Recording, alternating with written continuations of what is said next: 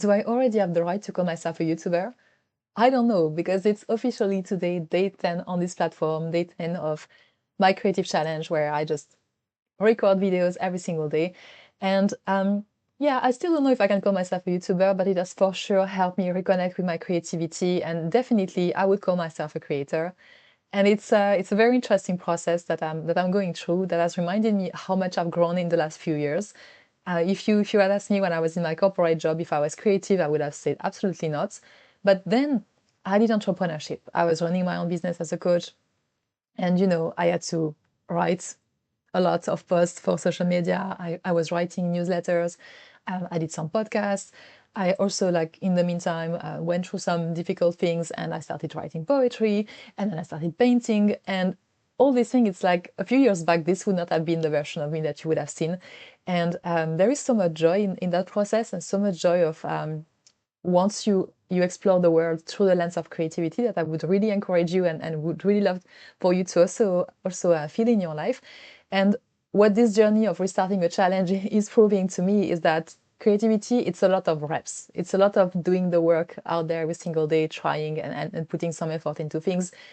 And it's also a lot about mindsets. And I realized, looking back at the years when I was not calling myself creative and the years when I'm calling myself creative, there are a few mindsets that actually were holding me back and were really not killing my creativity, but even just preventing me to even consider that creativity was part of my life. And this is the one I wanted to share with you today, because maybe you are stuck there. Maybe you realize, actually, I would like to be more creative, or I think I'm creative, but I don't know if that's something that I could develop further. There are ways to do that, but the mindset is going to be the bigger difference. So there are 5 mindsets that I realized I had in different shapes of form that were holding me back. The first one was thinking that everything I had to do was supposed to be done for a purpose and supposed to be obviously perfect. And this is something that I really let go of. I already talked about letting go of perfectionism in a previous video. I'm going to link it here.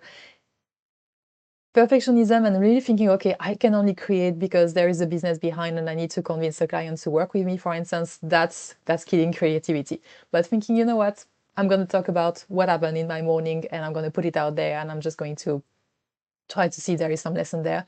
That's a whole different vibe, and that's something that first of all can really unleash your creativity, because if there is no purpose, you can do whatever you want. So it can help your brain think in different ways, be more resourceful, like really explore random stuff that maybe you would not be doing if you had a clear purpose.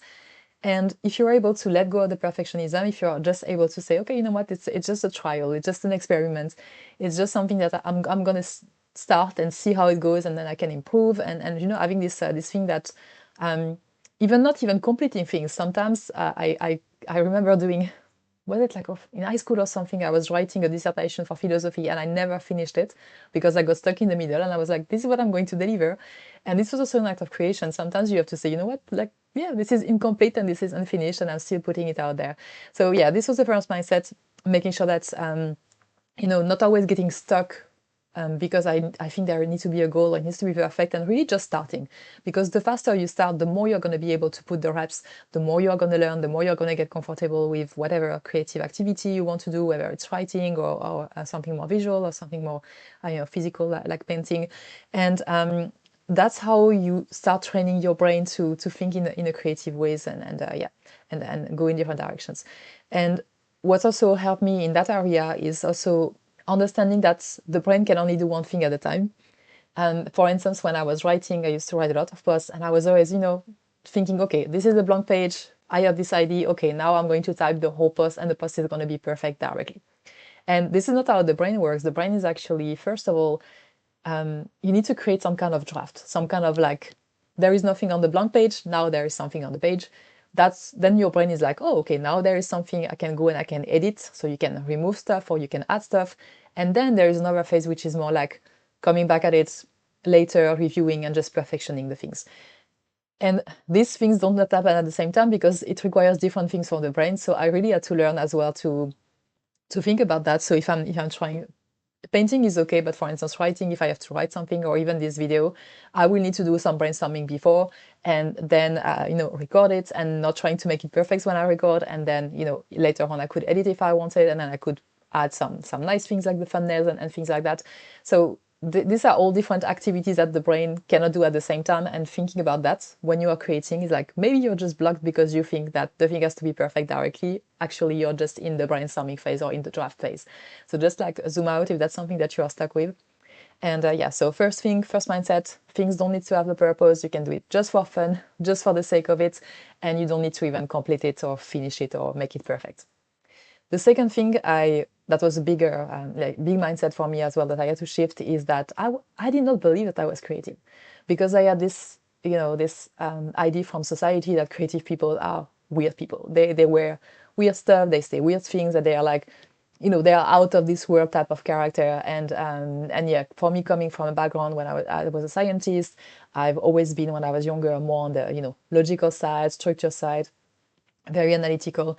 And for me, creativity was like, this is a totally different person. And what I realized is it was actually there. It's just that I was not training the muscles. So I was only using more like the logical side of my brain rather than using the logical and the creative side of my brain in a balanced way so that I could access both. And that's something that, you might be thinking, actually, you know what, yes, I'm actually just working all the time. My job is very boring or very repetitive tasks. And yeah, I cannot feel that I'm creative. And that's perfectly normal, because if you're training your brain only to be on the logical, repetitive side, you can't be in the more abundant ideas and creativity like this. So it doesn't mean that you are not creative, it just means that you're not using both of them regularly. And yeah, it requires to create space for yourself. If you want to really develop this other side of you, if it's not part of your normal day, then yeah, you need to make space for it. You need to make time for it. You need also to give yourself space to explore or like follow random interest or things that can actually feed your curiosity, because that's also going to trigger your brain to think, hey, actually there are cool stuff out there and less like boring stuff. Let me just put more focus there, and that's gonna train your pathway in the brain here to go in the right direction. So if you were like me and you never believed that you were creative because you see yourself as more structured or organized or logical or things like that, it's there. It's just waiting for you to step into it and give it an open door to explore. The third thing that I had to kill as a mindset that was killing my creativity is obviously people's opinion. So what does the world think about what I put out there? And I always consider that I was never paying attention to that, because I'm not somebody who really I'm kind of a free spirit person in general. I don't really care about people's opinion. Like, it has never stopped me to put something out there. But I realized still in this process, when I was looking at the work I was putting, particularly when I started coaching and I was talking about personal development and I was, figuring out my own voice, I think I was still following some of the cliches of what the world is telling you need to put on social media, or, what I thought would be helpful for people to hear, but it did not necessarily come from my own thinking. It did not necessarily come from my own voice and my own authenticity. And I think it's because partially I was trying to match the social norms out there and trying to do things that that maybe like content creator told me I should be doing, or rather than actually following what would be interesting for me, what I think would be interesting for other people. And this is something that I'm unlearning. I'm really unlearning to listen very carefully about, if I talk about something, am I talking about it from my own perspective? Like, am I really, let's say, if how to call it, if nobody was watching this video, would I still be saying the same? Would I still be talking about the same topic? And if I can say no, actually, I would. If I knew somebody was watching, I would be doing things differently. Then it means that I'm not aligning my voice with what is actually true and authentic, and that I'm actually paying way too much attention to what people might actually think, rather than following what I feel is good, and then letting people who resonate with that come to me. So this was one thing. Just think about that. Are you limiting yourself? Are you really waiting on people's opinions to validate you? Are you letting the fact that people might be watching stopping you from starting? I can tell you, I'm now doing videos without editing. They are not perfect. The light today is really bad. You can see it's a little bit blurry because outside is very dark. And yeah, these things a few years back, I would probably have been a little bit more like, I cannot put this out there because people are going to judge it. And now it's like, you know what? No, it's going to resonate with the people. So think about that. Are you letting some of the people's opinion limit you? And if you feel, yes, it's actually really limiting me, and right now I'm struggling to start, I would recommend you to start things in secret. I did this 2 years ago. I was going through some friendship breakup, and I had a lot of inspiration for poetry. So I wrote a lot of poems. And at some point I want to put this out there in the world, because these words can be helpful for people. And I just went on Instagram. I created a new channel. Nobody knows it's there except a few people who find me by accident. But I've never told anybody I knew that I was writing about this. So for me, it's out there, but it's something that is quite actually personal. And yeah, I know some people have seen it. Some other humans have seen it, but not necessarily the people who I think could be judging me. So it's like if you're really like struggling with that idea of starting because people are going to judge you, either start secret or start and only tell the people who you know are supportive and are people following your dreams, and then just start from there and let the ball rolling, and you will see that yeah, it's going to go in the right direction. Then mindset number 4 that I was stuck with for a while is, and probably one of the most important one, is that thinking I had to be 100% original, that I always had to do like talk about new things, or have new ideas, have new content. Anything needed to be fully original and fully new. And this is an absolute bullshit expectation for myself. And yeah, it's not realistic. Like, we are all humans, we evolve in society, we evolve in nature, things are inspiring us all the time. And what we do when we create is just bring that together. It's like, oh, I've seen this, I've read this from a book, and then I had this other thing from what I saw in my experience in that work a few years ago. And then, oh, now I understand, I can combine this and I can talk about it on a YouTube video, and use my own words. This is more the process that we follow as human, is that we get inspiration from different sources, and then we combine and we put our unique twist on it. And yeah, it means that it's not original necessarily, obviously, and it's also not going to be all the time novel, because humanity has been there for years and years and years and years, and most of the challenges that people go through, or the progress that people go through is going to be similar in some way. So it's very rare that you actually have really something very, very new that never been done before. Bringing it to life would be very, very rare. So if you had this expectation for yourself, just chill, chill. It's not real, and nobody is expecting that from you. And yeah, another thing that really helped me with that one is the book from Austin Kleon that's called Still Like an Artist, because he's basically saying the same. He's like saying every artist that is famous is stealing from somebody else, but they are doing it smartly. And what he means at that is that there is a process when you are creating or learning anything new, is that you will first copy people. That's the normal way human beings learn. The same way that if you are a baby, you will be looking at what your parents are doing to understand what you have to do yourself. It's the same thing if you want to create. The first thing you're probably going to do is going to look, oh, who is actually doing something that I like, or what are the people out there inspiring me in some way, and then you're going to see, oh, actually they do this. Let me try that. And that's a normal process, like copying people when you start being creative, whether it's like trying to paint the same way that somebody has done, or is if you have like YouTube videos. For me, I've found a few people I like, and I've really studied what they are doing, and then I'm bringing that in my own videos, and then I put my own voice on it.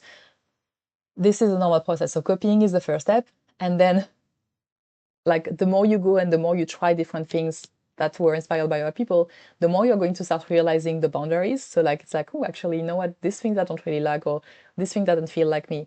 And then you're going to start developing your own voice and developing your own or your own skills or your own techniques. And that's what's going to makes you creative in your own unique way. And this process is a normal process. So if you are always expecting, I'm just going to go from zero to being a master in my own unique stuff, never going to happen. So allow yourself to copy people first, to really explore a little bit more the people that you like and get inspired, and really do this smartly. Don't just, oh, I'm going to do exactly what they do, I'm going to talk exactly about the same thing, I'm going to use exactly the same color on a painting. Like, don't do that, but just try to really think from your own perspective. Is there something that you resonate with? Because if you resonate with it, then that means that it's already closer from you authentically, bringing your unique creativity to the world. So this is a process that has given me like validation. I was like, I have the right to go through this process. And you will notice, if I look back at some of the very first writing I was doing about personal development, it was not copy paste from similar people, but I could not recognize my voice. It was very like, how to very I'm lecturing people on what to do. There is zero stories. There is nothing in there. It was just very, very dry. And with time, I've learned my own stories. I've applied the things that I was talking about in personal development. So I've learned my own lessons, and I can bring my own stories, or I can bring stories from clients. And all of this will enrich you, but you need to be in the process of trying to own your creativity to be able to enjoy that. So yeah, find good sources and enjoy the experience and the journey. And then the mindset number 5 that I had to train as well is that creativity can happen at any time, and I was never ready for it. I was always, you know what, I'm going to plan my creative time. I'm going to, if I have to write posts or do something for social media, I'm going to block this time in my calendar. And this is not how creativity works. Creativity is like a little bit more random and can really jump on you at any point. I read last year the book Big Magic from Elizabeth Gilbert, and she talks about it in a very poetic way. Like, she says that ideas are like things that are inhabiting our planets, and they are just all around you all the time. And then if your brain is receptive, it's going to come and tickle you a little bit. And then if you stick to the idea and you start playing with it and you translate it into something real, that's how creativity happens. So there are plenty of ideas all around. You just need to listen to one and then pick it. And the idea is like, yes, I'm co-creating with a human being. I'm very happy. It was a very poetic way of describing that, but this is actually true. And I've started doing things since I call myself creative that I was not used to do before, which is to, for instance, having constantly a notebook or having like a note in my phone where I capture something. So if somebody says something inspiring, or I read about an idea, or I get an idea when I'm on the run, I'm just going to capture it directly. And sometimes it's just like a keyword, sometimes it's a full title, sometimes it's a full title, plus already I can draft something because there is a flow of idea coming out of me, so I'm just putting it there. And same thing with painting. This is a very weird statement, but for instance, I'm at the moment doing a lot of like geometrical paintings. I'm always looking for different patterns that I can do, and I got inspired recently by my toilet paper because they were like shapes like this. And I was like, this is a good pattern I could actually do today. So, inspiration can really come out of nowhere at every moment, and just trying to box it in only specific time, or just trying to make your brain stick to different blocks of time is never going to work. So just be ready that creativity will I'm going to say attack you. It's going to come at you from every angle as soon as you start building those creative muscles. And it's an interesting thing when you start really embodying your creativity, when you really start calling yourself a creative person or a creator or a YouTuber or painter or whatever that is for you, because your life really changes. Your brain is like, ooh, I need to create today. Ooh, what are the sources of inspiration out there? And you will see that you start noticing more things. You will see that you start also having more joy, and noticing like glimmers, or like little tiny things that people say or people do, or birds and animals and whatever it is that will come from your environments. You will start having such a flow of ideas. It's really it's a very good feeling. It's something that really can make you very happy. So I would really love for you to enjoy that process, and give yourself the chance to clean up all these mindsets that are not very helpful. So drop the perfection, drop the goals, and stop saying that you're not creative. Stop caring about people's opinion. Stop thinking that you need to be original all the time, and really just be ready for creativity at any moment. And if you do that, you will see it's going to flow through your life. It's going to make you feel way better, and way more inspired as well in general. And that's what we want. We want people out there who are creative, who are putting some good things, who can also inspire me. So if you're doing something creative right now or artistic, just drop it in the comments. I will come and support you, because I feel we need more people who have this this abundance thinking, this resourcefulness to make a better world. So that was my message today. As I was saying, day 10 of creative videos on YouTube.